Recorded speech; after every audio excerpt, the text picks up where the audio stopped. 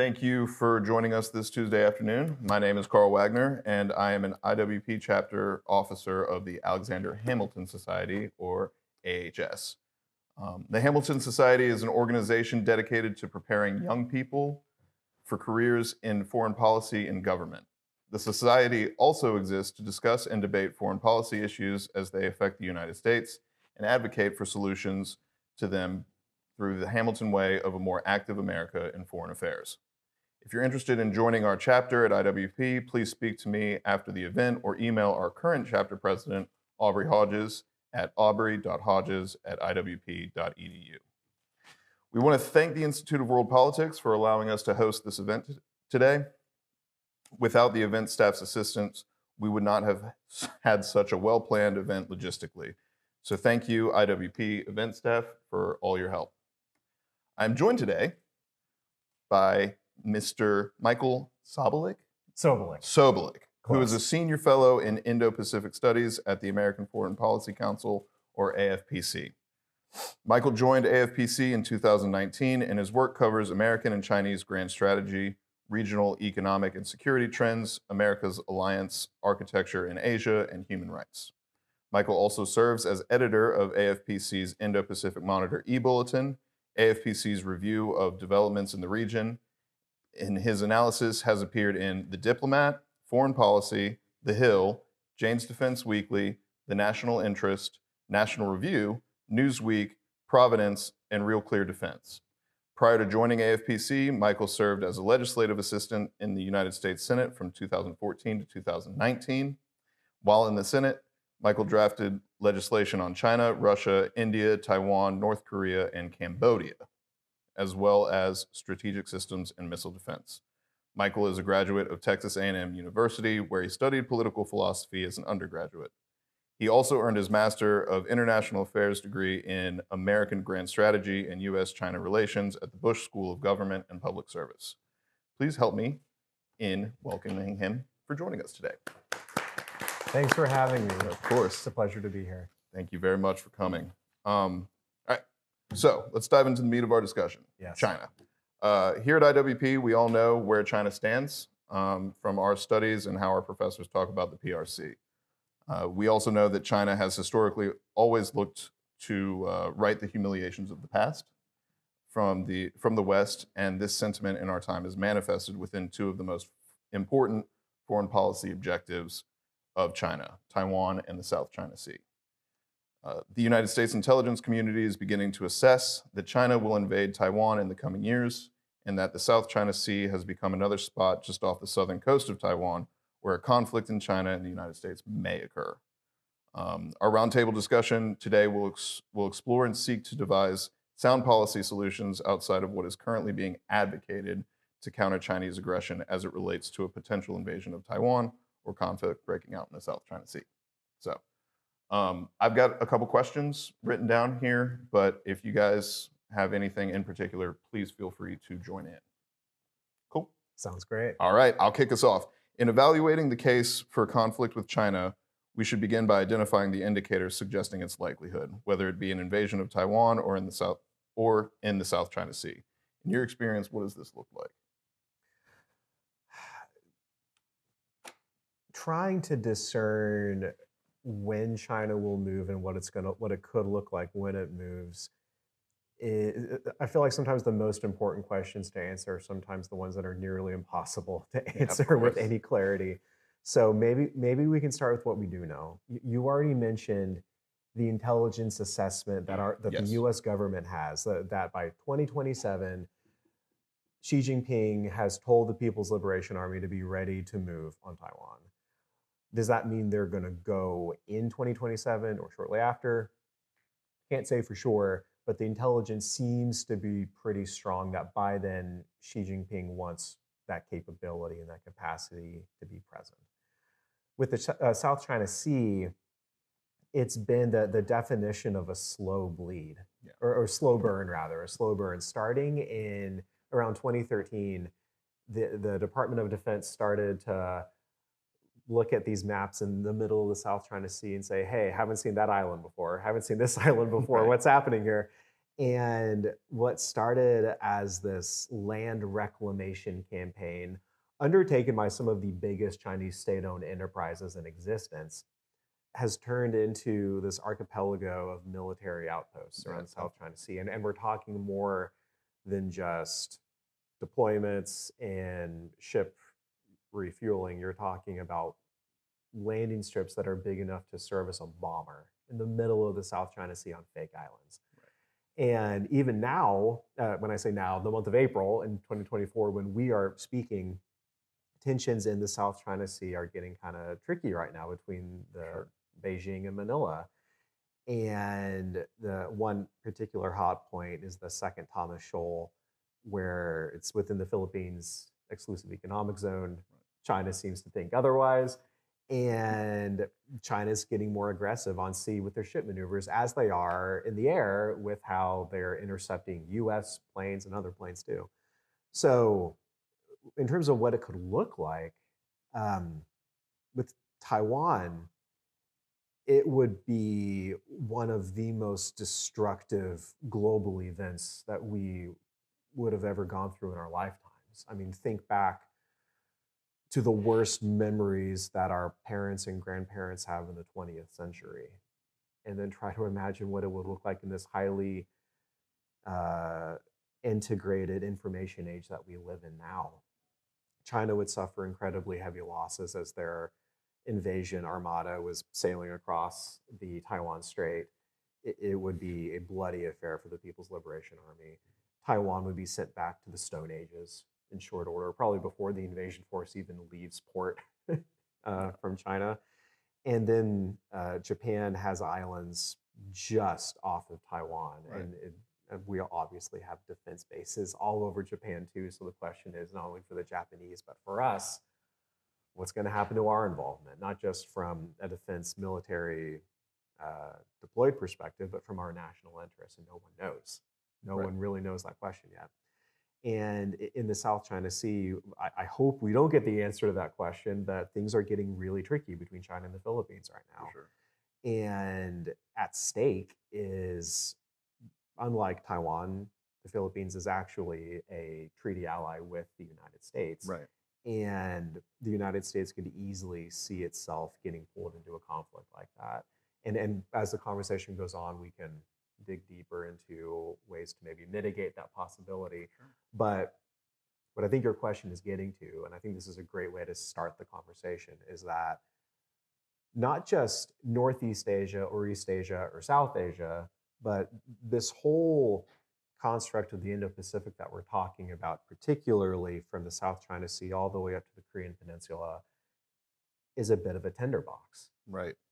And we're at the precipice of some really interesting times in East Asia right now. It certainly feels like that with, the Chinese Coast Guard being involved in, Philippine shipping operations or getting involved in that. Yes. I mean, the Spratlys and the 9-dash line is just such a point of contention.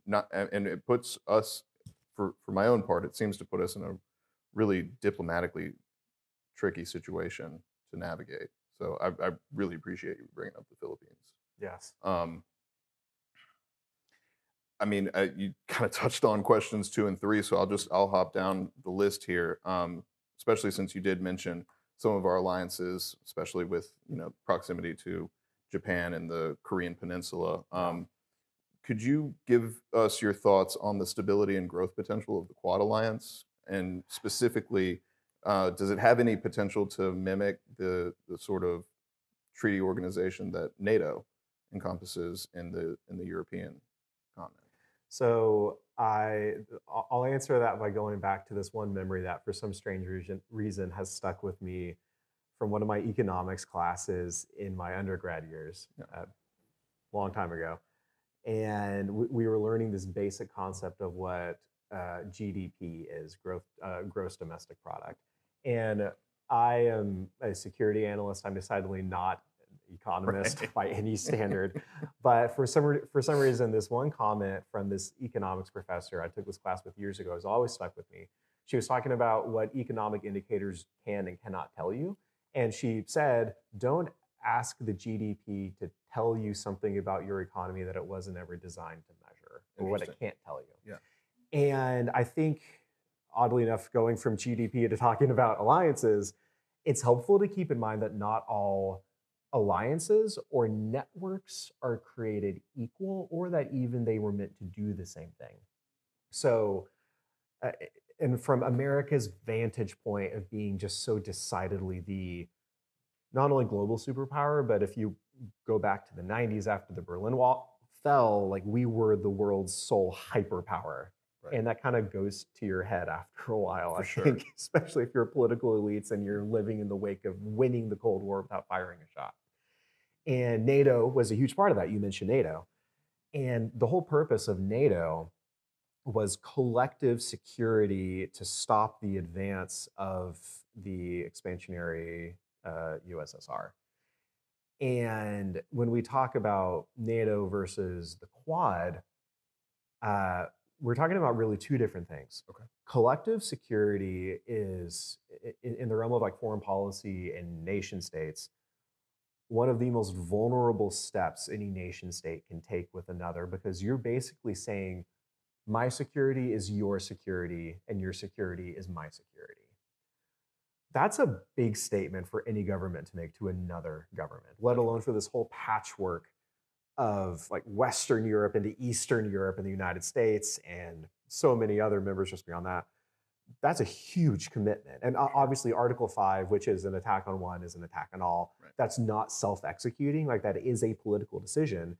But even so, collective security, it takes a lot to get there. And it takes a massive, universally recognized threat for that to happen.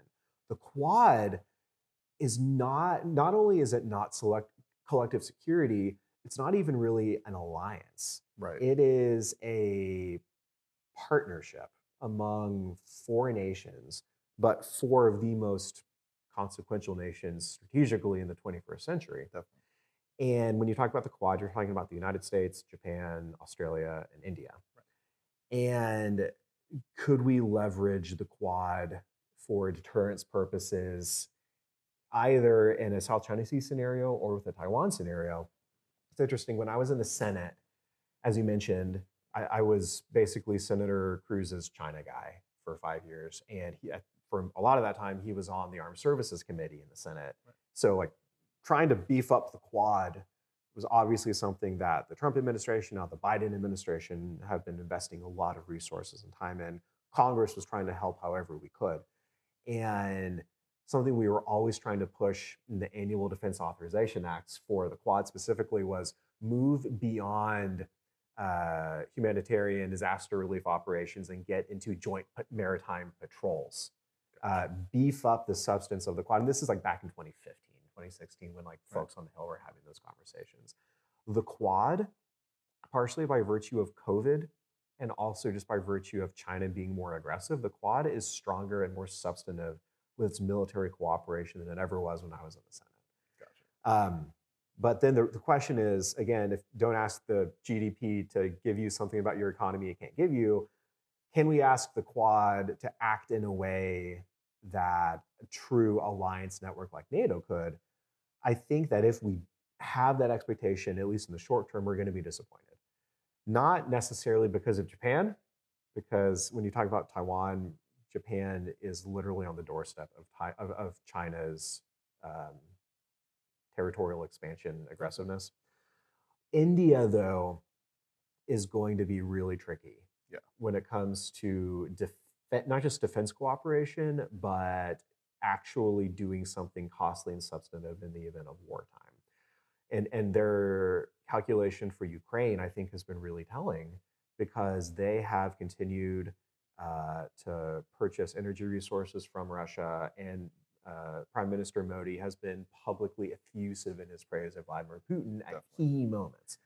So the Quad, I think, as long as we have the right expectations for what the Quad can and can't do, and if we take the wins with the Quad where we're able to, I think on the margin it will be a huge added bonus for regional security. I don't know that it's going to function in a really cooperative military sense, at least today in 2024. Could change over time for sure, but we do have a strong foundation for which to build on.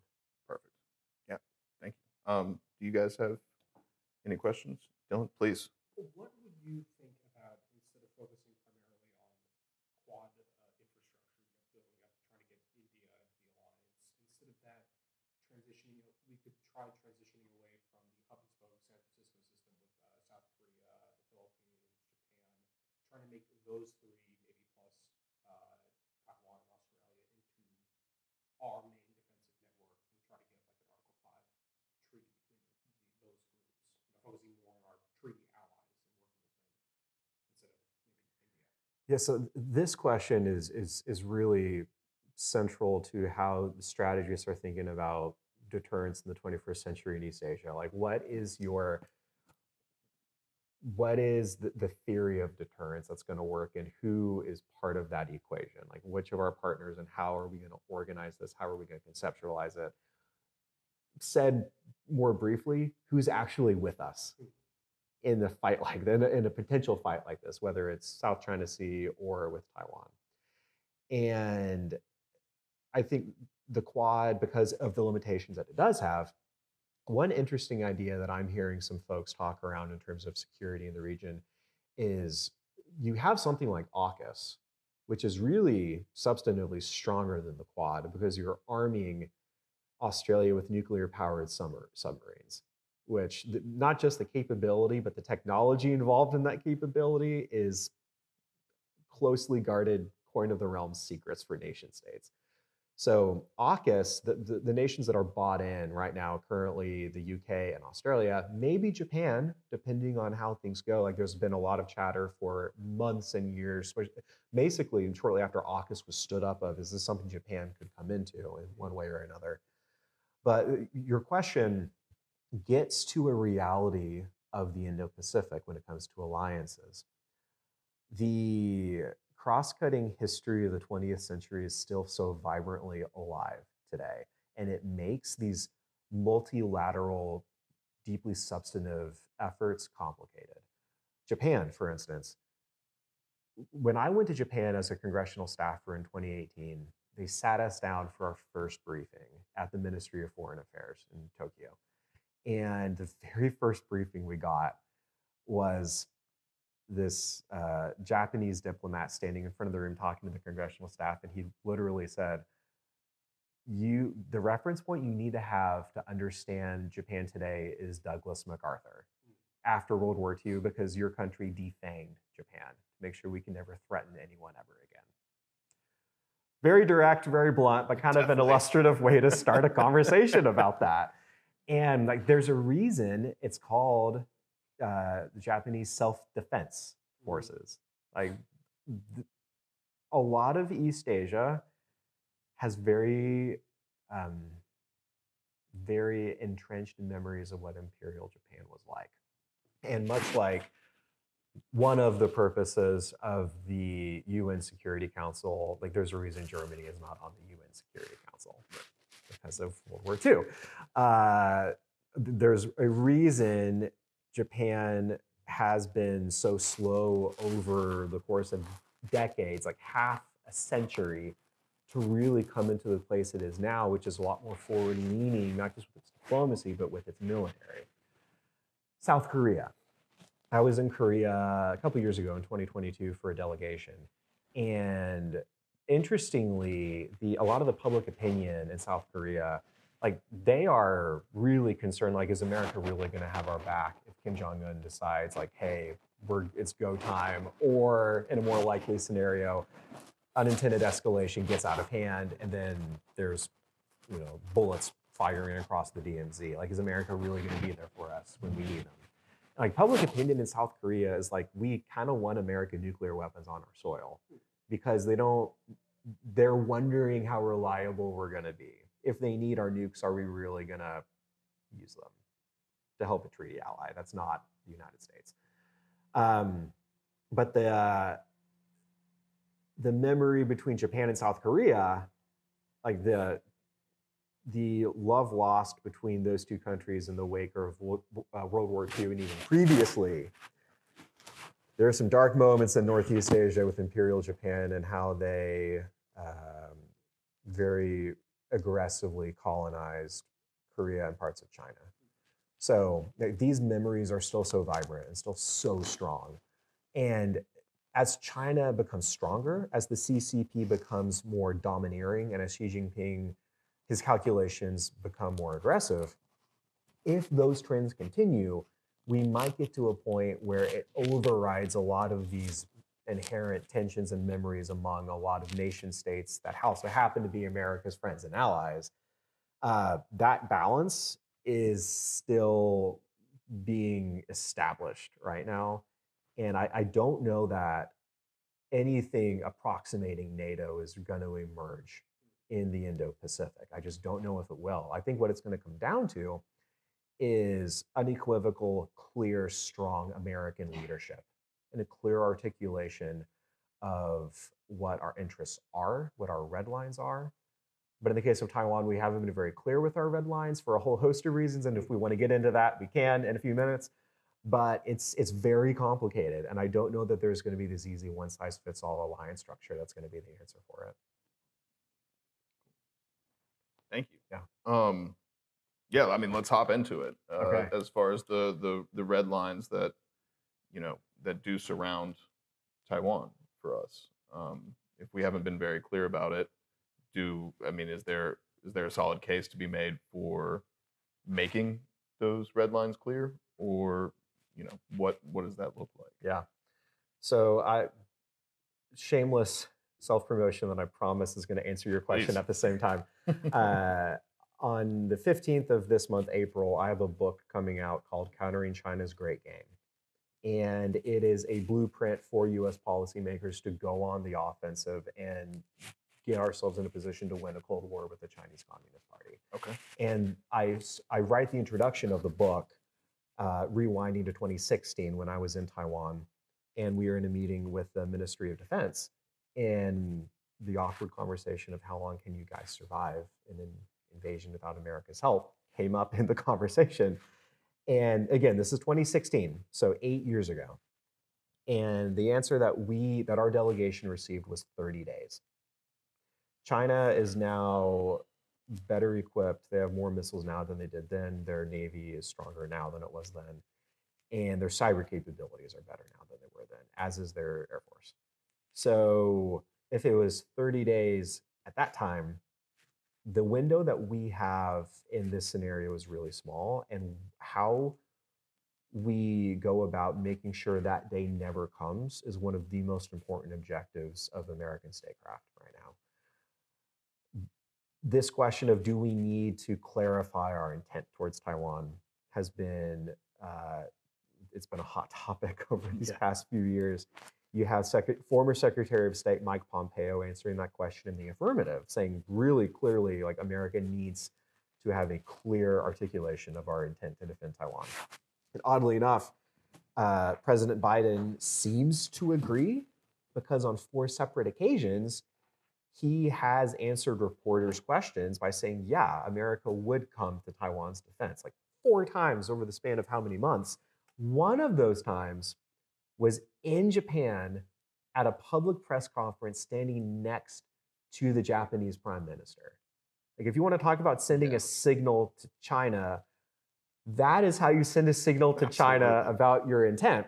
But after each of those instances, White House staff would then huddle with the journalists and say, hey, nothing about our Taiwan policy has changed. It's still the one China policy as articulated in the 3 communiques, the Taiwan Relations Act, and the 6 assurances. A clear articulation of our intent to defend Taiwan has never been a part of America's Taiwan policy since like 1972. We used to be a treaty ally with Taiwan. I feel like a lot of Americans don't even know that. Yeah. We used to be a legitimate treaty ally with Taiwan a long time ago. But when we switched recognition to the PRC, those days went away. So do we need to do that in order to have strong deterrence? I don't think you need to. The question, do we need to or should we? Like, those are 2 separate things. You measure threats based on 2 indicators. You have capability and you have intent. how do you stop the PLA from saying we can do it, and then Xi Jinping saying, okay, go? Part of it is either saying, if you invade, we are going to make it so painful and so costly that you wish you wouldn't have ever tried. Or we put such a strong military force forward that basically says, if you try, you're going to fail. Two different theories of deterrence. You have deterrence by punishment or deterrence by denial. One is focused on threats and credibility. The other focused on capability and the ability to make sure your adversary doesn't actually accomplish what they want to. I am of the conviction that when it comes to Taiwan, the more credible threat to China is we are so ready and so capable of denying your ability and of frustrating your attempt to actually achieve your objectives that you just shouldn't even try. That is a more credible threat than saying, we're going to do X, Y, and Z, but we don't have the force to back it up. And right now we're in a position where, like, if you listen to Indo-PACOM testimony on the Hill recently, we're not in a strong position vis-a-vis PLA right now in the Indo-Pacific. And when it comes to Taiwan, our force structure, and not just that, but our resupply capability, we have a lot of issues that we need to figure out if we're really serious about saying to Xi Jinping, don't do it. Because if we say we're going to do X, Y, and Z, but we don't have the capability to back it up, that's not a credible threat. So I think the political question of, do we clarify our commitment to Taiwan, is secondary to the more important question of, are we actually capable enough and strong enough to enforce our will on the People's Republic of China, should we need to? We need to be strong enough before we issue any new threats or any new diplomatic commitments, in my own opinion. There are good faith arguments from people who are saying we need to clarify now because clarity is stabilizing. I can see in a universe where that is true, but if you say something and you can't make good on it with military force, which is the coin of the realm in foreign policy, you risk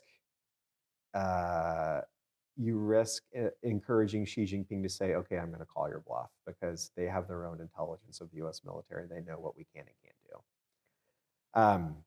I think that is a difficult question, and we need to do the work of investing in our military capability if we're really serious. And that's kind of the question that we're kind of dancing around, and that I get to in my book really directly, which is, how serious are we about winning the Cold War?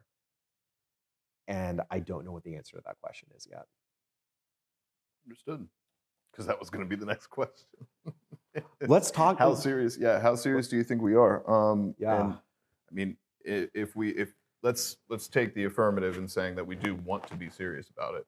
I mean, what policy implications or what policy potential do you see? What needs to be implemented in order for us to effectively win and counter in a Cold War with China? We need to do more than just react to the problems they've created for us. Like, this was simultaneously really exciting and so frustrating. During the 5 years I was in the Senate, I got to be there right when our China policy was beginning to turn and shift, where for like 3.5 decades, engagement defined our relationship to the PRC, economic engagement, right, and diplomatic. The Wall Street controlled the U.S. China relationship, basically. And it wasn't really until a couple of years before COVID, but certainly during and in large part because of COVID, that we started to re-examine our priors when it came to China. And in the Senate, I remember a lot of the focus first was, oh my gosh, Confucius Institutes have infiltrated a lot of American universities, and right, there are, a whole collection of problems associated with that. Oh no, American businesses in China are unknowingly or unintentionally complicit in human rights abuses because of the technology they're transferring to the Chinese Communist Party. Both of those problem sets got and still get a lot of attention. Like, I'm I am knee deep in the TikTok debate in Washington right now. And if we want to talk about TikTok, we can.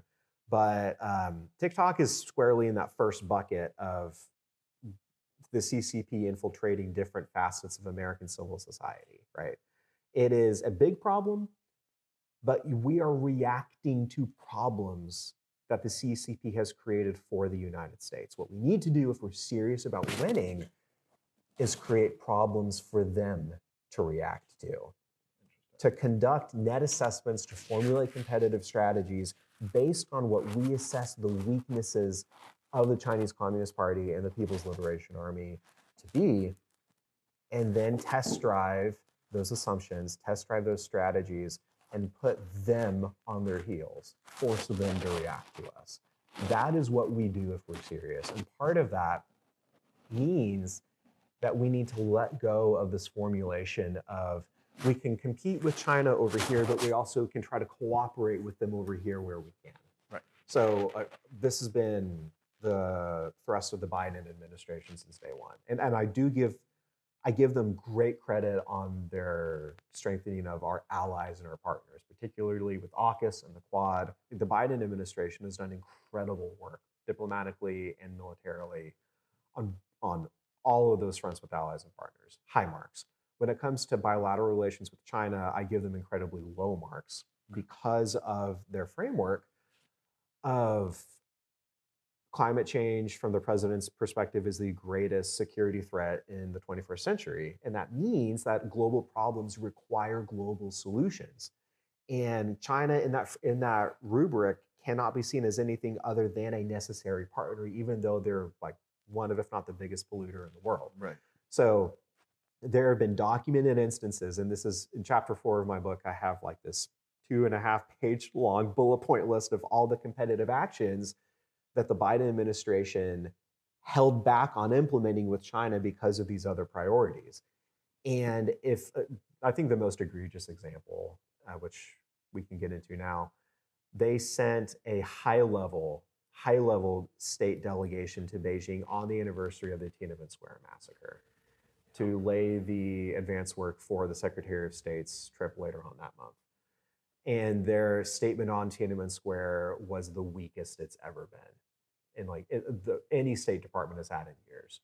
And I assume we have a working familiarity with Tiananmen Square. For anyone who may be watching this who doesn't, 1989, a huge cohort of Chinese students protesting the death of a more reformist, liberal inclined leader and the senior leader in the Chinese Communist Party. He died. They had these massive demonstrations and sit-ins, not only in universities, but at Tiananmen Square, which is right next to the Forbidden City, like the cultural and political heartbeat of China in the middle of Beijing. And as these demonstrations were growing and growing, then paramount leader Deng Xiaoping decided we're going to send in the tanks and the troops and mow everyone down and send a message that we may be opening up economically, but we are not opening up politically. And that anniversary really changed a lot of our China policy during that time. And to send a high-level state delegation on that day was symbolically one of the worst things any American administration could have ever done with China. Absolutely.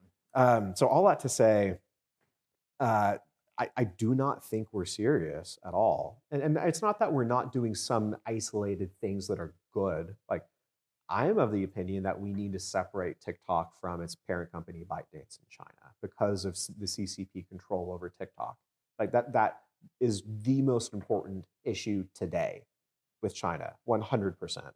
But strategically in the long game, we cannot be stuck in this terrain of responding and reacting to problems that Beijing has caused. We need to do that to them. That's how we put them on their back heels. That's how we can shift the competition to favorable terrain on areas that we're strong in and they're weak in. Excellent. I mean, you, especially since you touched upon it in your answer, kind of taking advantage of Chinese weaknesses where they do exist. Yeah. Can you specify some weaknesses that you observe in particular, or some of the ones that could shift, or that we could shift our focus to? Yes. So chapter 6 of my book is identifying the party's weaknesses inside of China and then going after them. So practically, that will look like at least one of two things. China's biggest foreign policy project is the Belt and Road Initiative, which has been in existence for a long time, over a decade now. And a huge part of the Belt and Road are these land routes that connect China to the rest of the Eurasian landmass. There are 6 principal land routes of the Belt and Road, and half of them run through Xinjiang, which is China's westernmost territory. It is where a ethno-religious population called the Uyghurs have lived for a very long time, and it is where the Chinese Communist Party is now currently conducting an ongoing genocide and has been doing so for about 7 years, give or take. Half of those Belt and Road land routes run through Xinjiang. And if you read how the party, including Xi Jinping, characterizes Xinjiang's relationship to the Belt and Road, Chinese strategic planners view it as a crucial hub for these land routes to function properly. And all you need to do is look at a map, especially a topographical map of Eurasia, and you see it instantly. Tibet is too mountainous to service cross-border, cross-continental land routes, but there are these corridors in Xinjiang that are essentially China's gateway into the west of Eurasia. And this has been the case since like the time of Christ. So there's a reason a lot of China's dynastic wars were fought over this piece of real estate. And it's also no accident why China is again spilling blood inside of Xinjiang today, because for the Belt and Road to function as they need it to, or they want it to, they need total control over this territory and over the ethno-religious minorities of this territory. If you are a strategic planner somewhere in the White House, some in the Situation Room, or somewhere in the State Department or DoD, the fact that your greatest geopolitical adversary needs to commit genocide for their foreign policy to work, that's kind of a weakness. And I say that like facetiously, but if genocide is what you need to do for your pet geopolitical project to function properly, that is a lever that we could pull, and we could pull it in a few ways. So a lot of, big understatement here, a lot of global trade is denominated in US dollars, right? and even if you're not trading on the dollar or in the dollar, you are needing to access international bank accounts that are dollarized in one way or another. I've been publishing on this ever since 2020, and I've been pushing this idea for years now. If you really want to hold China accountable for committing genocide, what you do is sanction all trade flowing through Xinjiang that's denominated in the US dollar. And not just targeting Chinese companies, but targeting entities in Central Asia, the Middle East, and in Europe that are benefiting from this trade. And the premise is simple. You can benefit from trade that is complicit and connected to acts of genocide, or you can use the US dollar. But you can't do both. And we've done a variation of this before. After 9/11, when Congress passed the Patriot Act, there was this realization that just going after terrorist cells with military force wasn't enough. We needed to go after the financing networks behind these terrorist cells, behind these networks. And if you can dry up the financing, you remove their ability to fund attacks or do anything like that. And we have had really strong anti-money laundering provisions on the books for years to empower the Treasury Department to break up terrorist networks by cutting off their access to US banks. So we could either do this through sanctions or through similar authorities by cutting off the access of Chinese entities or other entities that are involved in this trade through Xinjiang, cut off their access to the US banking system. And if you do so, that is a powerful tool. It's one of the most powerful tools we have, non-kinetic tools we have of foreign policy. If you believe that we're in a Cold War and we need to win a Cold War, that level of competitive advantage and leverage is something to be exercised and refined and used. Another example has to do with information inside of China. COVID became a pandemic in the first place because the Chinese Communist Party cared more about stopping the flow of information about the virus than they cared about stopping the virus itself. In those early days, in late 2019, early 2020, that is one of the primary reasons why COVID became a global phenomenon. And Americans died because of it. So what's the takeaway from that? How the CCP handles information inside of its own borders is not just a human rights issue. It is a national security issue for the United States. Absolutely. And I had former Deputy National Security Advisor Matt Pottinger on my podcast to talk about this very topic a while ago. And I asked Matt, during your time in government, like he was advising former President Trump, high-level cabinet officials like every single day. During your time, did you ever see the United States doing anything of substance to tinker with China's Great Firewall, to make it more costly, more difficult for the CCP to control information within its own borders? And Matt's answer to me was no. Like, there's next to nothing the United States is doing in this domain of information warfare, not just to make it trickier for the party to control information, but also for us to inject the narratives that we want the Chinese people to hear that the CCP doesn't want them to hear. If you talk about a terrain where the party is weakened, it's not just human rights, it's free speech and just political freedom writ large. Like, when you are in great power competition and in a Cold War, there's something really clarifying, not just about external threats, but really clarifying about who we are as Americans. And I think this is part of this paradigm shift that we need to have, not just as policy practitioners, but as a nation, as a country. America, like, the greatest thing we have going for us is our freedom and our legitimate, open, and stable political system. Our economy is great, but it's not the thing that makes America who we are. Our economy is great because America is free.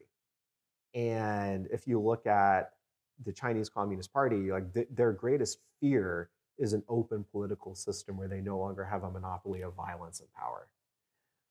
That is a asymmetry for us to exploit. And like, this is the heartbeat of competitive strategies and winning a Cold War. Where are we strong? Where are they weak? And how do we compete there? How do we force them onto that terrain? That is the direction we've got to go in. Yeah, I guess my follow-up to that, unless does anybody have any pressing questions? Actually, I do. Yeah. You mentioned efforts to change the narrative in China. I'm curious, like, what would that look like when you've had the last decade or so where there's been an increase in nationalistic education towards a lot of the young children? Like, many of the people who live in China, they firmly believe that China deserves to rise up, and that anything against it is just, bullying or irrational, or there are other countries that are just jealous. So how do you change that around when anytime a missile is fired from the U.S., it just looks like more U.S. intervention? I mean, even with the Hong Kong protests, there were a lot of people that were convinced Hong Kong was in the wrong. This is just a counter revolution, from the U.S. meddling. And the Hong Kong are being ridiculous. They're being silly. Why wouldn't they want to? So that's what I'm just curious what your thoughts are. Yes. And so this also gets to like where the rubber meets the road of how do you craft messages in this domain. So I think one of the worst mistakes America could make would be to belittle China. China, putting aside the Chinese Communist Party for a second, China is one of the most incredible, imposing, and singular nations on the planet. I've been there twice, and it was my first place to go when I left the United States when I was in college. I'd never traveled abroad before, but I went to China, and it defies language to explain how incredible that country is, culturally, civilizationally, geographically, and just the people there, like some of the most incredible people I've ever met. So I think, first off, being incredibly clear, the United States is concerned about the Chinese Communist Party. And if that is true, and we have no beef with the Chinese people, then we are going to need to be really careful with how we approach the information domain of this competition.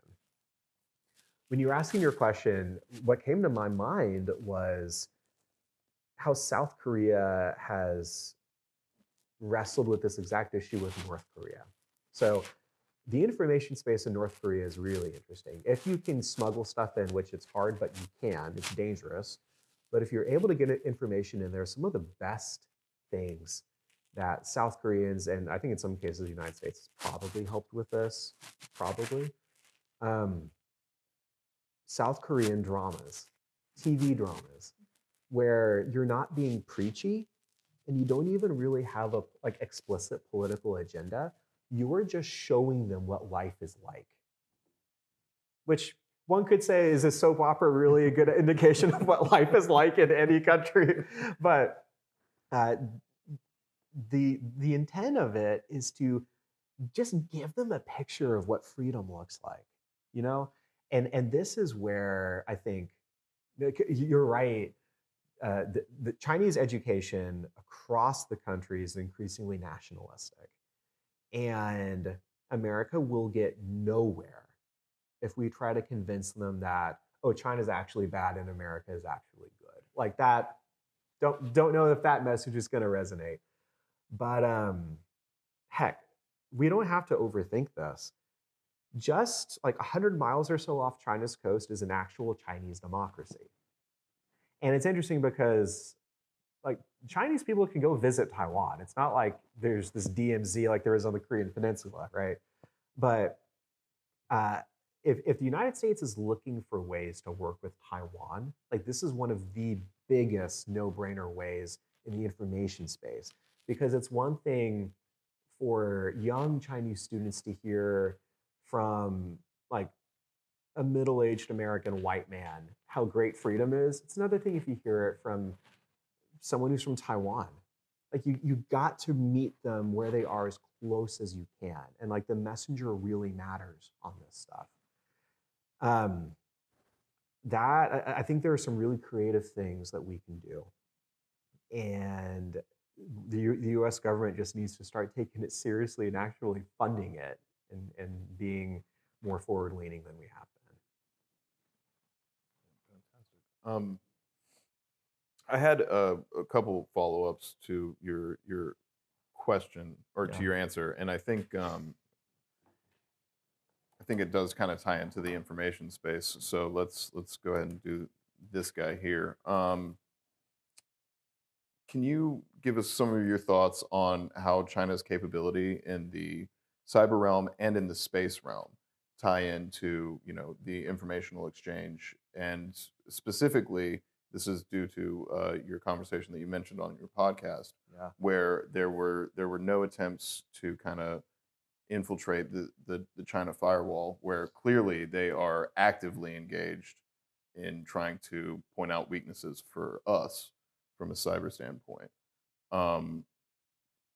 They have also, I mean, Carlos is very, very informed on the growth of China in space. So can you kind of give us some of your thoughts on how that situation can be addressed from the standpoint of, if we are to engage with them on, you know, in a cyber realm, what are our options there, and you know, how could it impact some of these like larger kinetic conflicts that we see as a potential on the horizon? Sure. The space realm is going to be the primary, well, not primary, it's going to be the most important military domain in terms of technological advances and an order of battle in ways that I think we're just beginning to understand. And I have a colleague at AFPC, my think tank, American Foreign Policy Council, that just wrote a book about U.S. China space competition, and they tracking very closely what China's doing here. And if you look at China's plans for a lunar mission compared to what the United States is doing right now, like their ambitions put us to shame. There is this video that our think tank just pulled from the Chinese, some Chinese government website, and we had someone on staff who translated it. And it is this actual graphical representation of how China plans to build and construct lunar colonies for research. And their Mars plan is far and above where we are. And they are going to space with one intent. They want to dominate it, and they want to win the innovation race before anyone else does. And but from a military perspective, they have already been looking at asymmetries for a long time. Their anti-satellite capability is substantive and strong. And you better believe that in a Taiwan scenario, they have the capability not only to blind Taiwan, they've been developing the capability to blind us as well, Right. which clearly, like, the escalatory potential there is massive, and which is it's risky for them. It's obviously risky for us, but space is going to be one of the most important domains when it comes to Taiwan, when it comes to energy. Like the amount of energy potential in space that has not been harnessed that could be with the right technology, like it's paradigm shifting. And the US government is just behind the eight ball on this, but China is really serious and really aggressive with, again, they want to be the first mover. And it fits this pattern. In telecommunications, Huawei nearly cornered the entire market on 5G, like a last minute push by the West, led by us, thankfully scuttled a lot of that. Biosecurity, which is an emerging issue, especially on Capitol Hill right now. Biosecurity in China, they have these state-backed financed firms. They want to define the global rules of the road for biotech in the 21st century. Space, exactly the same thing. They are, this is the benefit of having a single party controlled political system where they can also maneuver the economy. Like they have a lot of capital to throw at this stuff. And we don't outcompete China by becoming more like China. We can't, nor should we even try, but we're going to need to get our heads in the game. Great.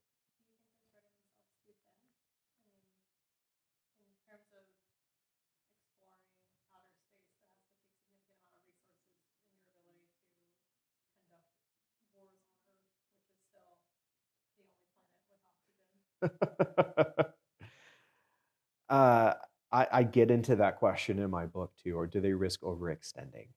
Because their long-term economic outlook is not good.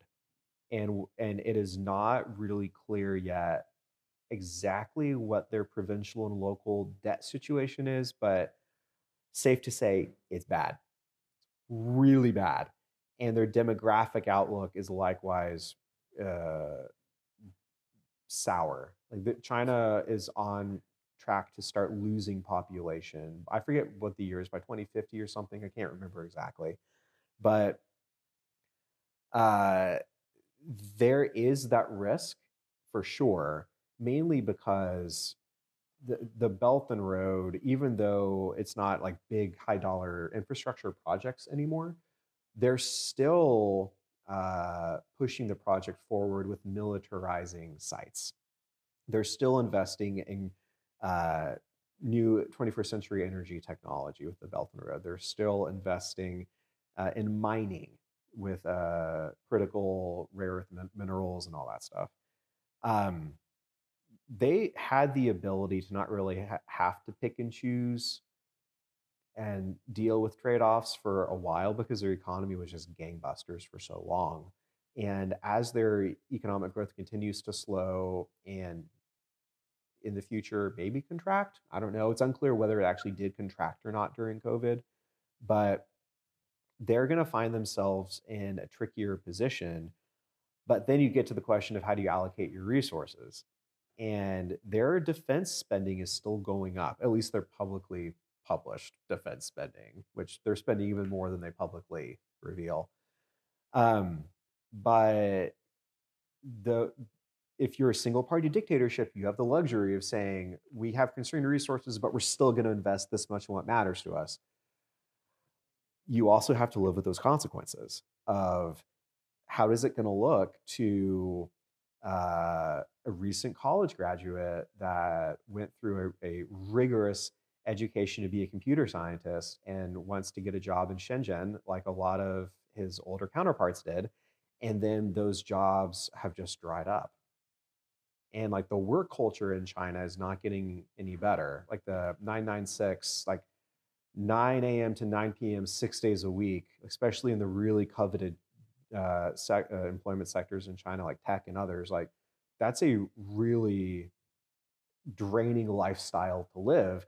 And if you don't have an improved economic outlook on the horizon and you see your government militarizing instead and sending that money outside of China instead of investing in development inside of China, like we're seeing this rhetoric even in America right now of like distrust of foreign engagements, like invest at home before you invest abroad. Like we're having our own versions of that too. But I do wonder how big of an issue that's going to be for China. We don't really know yet, but it could very well be.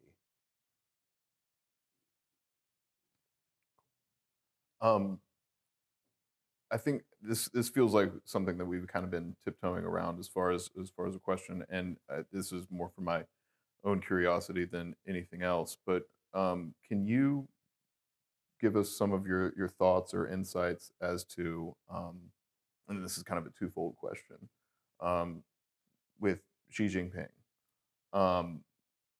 insights as to the significance of his rule as the despotic ruler of the CCP, but also there seems to be a lack of any sort of transition options for when he does inevitably, lose power either through dying or, I mean, he's certainly not going to get voted out by the People's Congress.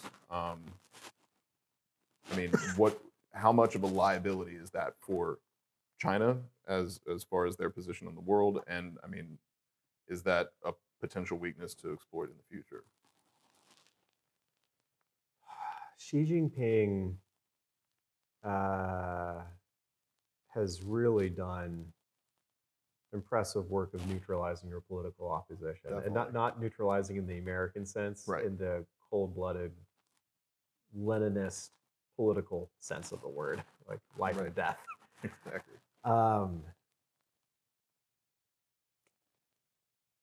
Xi Jinping is, at least as best as I can tell, and this is where playing predictive games with Chinese Communist Party elite politics, it's risky to do because our insight into the party is so constrained. I am operating under the assumption that he's not going anywhere anytime soon. He seems to be, from the outside looking in, I think it's easy to view him as really stable. I think it's safe to assume, and American strategists should assume that the CCP isn't going anywhere. I think that should be our default assumption. I think our default assumption should probably be that Xi Jinping isn't going anywhere. That said, though, there are, or at least there should be, analysts in every meaningful three-letter agency whose job is to ascertain whether that's actually true. And there were, or at least there certainly appeared to be, key moments where Xi Jinping acted in ways that didn't suggest he was as protected as we might think he would. Think about zero COVID and how quickly the party reversed that policy as soon as those protests began to spring up all throughout China. Yeah. If Xi Jinping, and granted, I do grant you, we are speculating about things we do not fully know, but I think it's at least worth entertaining the possibility that if Xi Jinping had been more secure politically, what need would there have been to be so accommodating so quickly on a dime? Was he afraid of the Chinese people, or was he afraid of competing power sectors at elite levels inside of the party who are also frustrated about zero COVID policies? And this is, I think, something that is going to be so fundamental for China analysts. The real power threat to Xi Jinping, certainly he has multiple ones, but it's not solely from the Chinese people, it's rival factions within the party. And he has spent a lot of time, treasure, to neutralize that through his, like, when he first took the position of leadership, his anti-corruption campaign, to be sure, was actually partially about corruption, but it was also really about knocking down rivals and rival networks to his authority and his influence. It's going to be difficult to answer that question, honestly, but we need, I think, to assume that the people we have now are the people we're going to be dealing with, but we need to be testing that. Because again, if we're in great power competition and if the goal is to find competitive leverage, if you assess that the leader of your rival regime is vulnerable or weak in whatever ways, that's important information to know. Definitely. In terms of what it could look like, in terms of a successor, I think it's, at least in my book, I think it's too early to say. In the event that they go after Taiwan and they fail, that is more than Xi Jinping's rule and more than his life on the line. You have to talk about what does the party do in that scenario? Definitely. Because it's not just a failure of the helmsman, it's a failure of the party. Like this overwhelming mission to, as they would say, reunify Taiwan, which that's maybe a questionable framing, but bring Taiwan under the sovereignty of the PRC. If that doesn't happen and they try and they don't succeed, that's a failure of the entire CCP system. Right. And that will, nobody knows what China would look like in that scenario. Again, the goal should be to forestall that day from ever coming.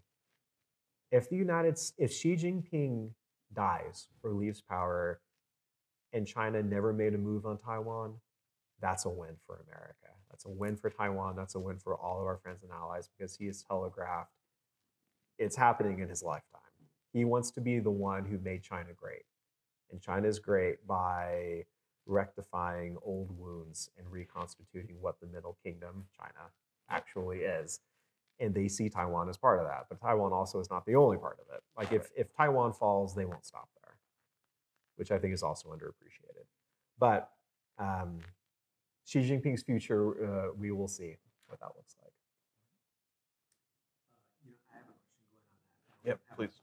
But I wanted to know, based on what you're saying, do you think there would be, because I believe it was the youth league that he was eliminating, Yeah. Yeah. I want to know, do you feel that they would still be a threat after the death of Li Keqiang, and like a lot of these, like he's isolating this group? Do you think that they're a threat to his rule? And this is a two-parter actually. The second part of the question is, what would it take politically, like an intra-party threat, for him to either push to invade or actually prevent an invasion of Taiwan? Like, is there some type of intra-party element that would make him do it or prevent him from doing it? I know there's a lot there. Yeah. I think the honest and responsible answer for me to give is I don't know. I'm not sure. The question you're asking is this really age-old question of what are the fundamental causes of war? Are they external in nature, or are they internal, or are they both, and under what circumstances? The single best explanation or expose I've ever read of that is by this Australian guy named Jeffrey Blaney, I think. He wrote this book a number of years ago called The Causes of War. And chapter 8 is about the different variant causes of war and has the highest explanatory power. Could it be an internal factor where Xi Jinping says, I'm at the cusp of losing what I have, and it's time to throw the kitchen sink and everything, and I need to go at Taiwan in this Hail Mary kind of way to save? High risk, high reward. What leads him to that place? If he were to do that, he would need to be 100% confident of his control of the PLA, which he's spent a lot of time locking down.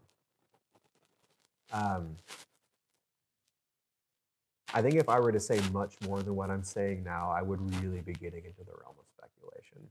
I honestly don't know for sure. I think, though, that's one of the most important questions for us to know. How stable is he? What rival factions are the ones that we need to be the most conscious of? And I think you mentioned one of them. And then also, in the event that he begins to lose, or his grasp of power is loose end, what is he going to do and why? I have no idea. I have absolutely no idea, which I think underscores what do American strategists do when we have these important questions and we don't know the answers to fully. And I think, like, when you talk about statecraft, national security, all this stuff, I think the bare minimum that you have to do is to put yourself in a position to be nimble enough to respond to the moment when it comes, but at a strategic level to shape our own ability to be strong and to secure our interests. And if we consistently try to put them on their back heels and move this competition towards favorable terrain for us, it will become easier, I think, to suss out some of the internal mechanisms, because part of competitive strategies is putting your opponent in uncomfortable, awkward positions. And as you do that, they begin to act out in new ways and you learn things about them, just as China is doing to us. They're trying to weaken American democracy through disinformation on social media primarily, and sow narratives about US being hopelessly in partisan gridlock and how we have all these domestic problems at home. So how in the world could we ever do anything for Ukraine or Taiwan or Israel or whatever? And it's also not an accident that Chinese social media domestically is fomenting anti-Semitism, and they're also pushing that on TikTok. There's a reason they're doing this stuff. They're trying to target the public opinion of the US and our political system. If we put the party in uncomfortable situations, we will begin to see odd behavior as they have to adjust. And we'll learn, I think, some really valuable tidbits about the inner networkings of elite politics over time. But it's going to take true sinologists and true experts to really study this closely. We're not going to learn that stuff, though, if we don't compete to win. And that's the bottom line. If we're serious about this, we can't do this cooperate and compete shtick that we've been doing. We need to commit that this is a dangerous world. And if America is going to stay free and stay strong, we need to win and the CCP needs to lose. I think that's a perfect place to end it. Thank you so much for your time and the very thorough, very fascinating responses to the questions that we asked. It was a real pleasure. Thanks for having me here. I enjoyed it a lot. On behalf of the Hamilton Society and IWP, thank you very, very much for your time. It's a pleasure. Thank you, guys. Thank you.